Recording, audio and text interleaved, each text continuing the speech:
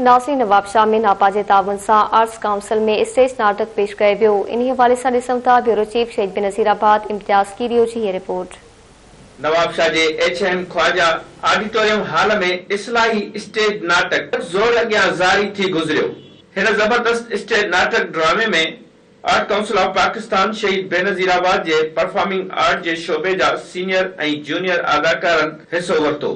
हिन ड्रामे में रहीम अंसारी, रिमशा शहजादी, इम्तियाज कीरियो, असलम शाह, इम्तियाज कलोड़ो, मिठल भट्टी, अमीर रुस्तमानी, अरशद सागर, असलम शाह ऐं ॿियनि पंहिंजी शानदार परफॉर्मेंस करे ज़बरदस्त दाग माणियो। उन मौके ते आर्टिस्टनि ऐं आयल महिमाननि धरती टीवी सां ॻाल्हाईंदे पंहिंजा वीचार कुछ हिन रीत वंडिया। ऐं माशाअल्लाह सां इलाही सुठो स्क्रिप्ट आहे। इन हवाले सां आहे त जेके पंहिंजा रत जा रिश्ता आहिनि उन्हनि खे अहमियत ॾिनी वञे ऐं मतिलबु माण्हू जेके पंहिंजो ग़लति फ़ैसिला कनि था या कंहिंखे कुझु सम्झनि नथा त उन्हनि जे लाइ तमामु घणा मैसेजिस आहिनि हिन ड्रामे में।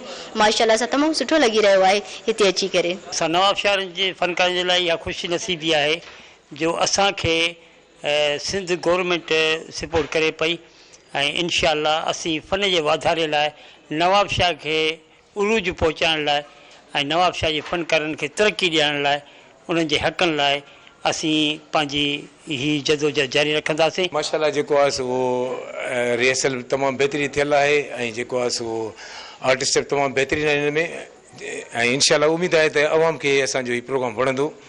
ऐं अलहमदिल्ला असांखे उमेद आहे त ॾाढो सुठो प्रोग्राम आहे ऐं ॾाढो बहितरीन असांजा Nawabshah arts council of Pakistan Nawabshah जा आर्टिस्ट हिन में हिसो वठी रहिया आहिनि ऐं मशहूरु टीवी आर्टिस्ट रमशा शहज़ादी उहा बि असां सां गॾु हिन ड्रामे में कमु करे रही आहे। सेहतमंद प्रोग्राम जेके ही थियनि था इन सां हिकिड़ो त ही इंटरटेनमेंट जे करे माण्हुनि जो ज़हन फ्रेश थिए थो ऐं हिन में मालूमाती हिकिड़ा मैसेज बि हूंदा आहिनि जेके आवाम ताईं पहुचनि था।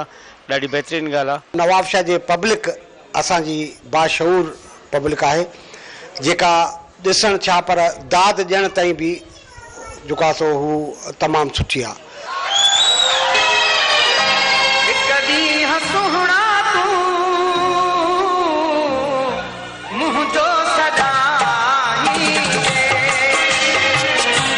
My name is Najibullah। अरे ॿ टे दर्जा छा पढ़ी ए शहर में छा आया आहीं ए पतलूनी पाए पाण खे लाट साहब थो सम्झी वो असलियत विसारे छॾी। 30% मिटी वारा माण्हू। हा आहियां मां मिटी जो माण्हू। मूंखे फ़ख्रु आहे पंहिंजी हिन देश जी मिटी मां जनम वरितो आहे ऐं इन ई मिटीअ में दफ़न थींदुसि। तेरा क्या होगा कालिया। सावण हलिया सावण मूंखे लॻे थो तूं पंहिंजी ज़िंदगी खां बेज़ार आहीं। मां चवां थो त जहिड़ो थिए त मज़ो थिए। कोन मिलंदे। हा हलिया।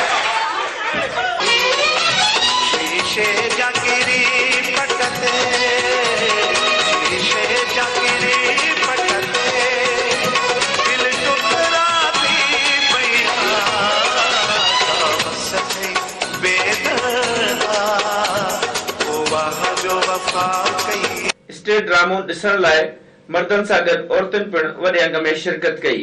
शहरियुनि जो चवणु हो त डिघे वक़्त खां पोइ नवाबशाह जी अवाम लाइ विंदर ऐं तफ़रीह जो मांडाण मचाईंदड़ आर्ट काउंसिल ऑफ पाकिस्तान शहीद बेनज़ीराबाद जे आर्टिस्टनि खे सुख सलाम पेश कयूं था जिन ईद ॾियारनि में अहिड़ो ज़बरदस्त इवेंट मुनक़िद कयो।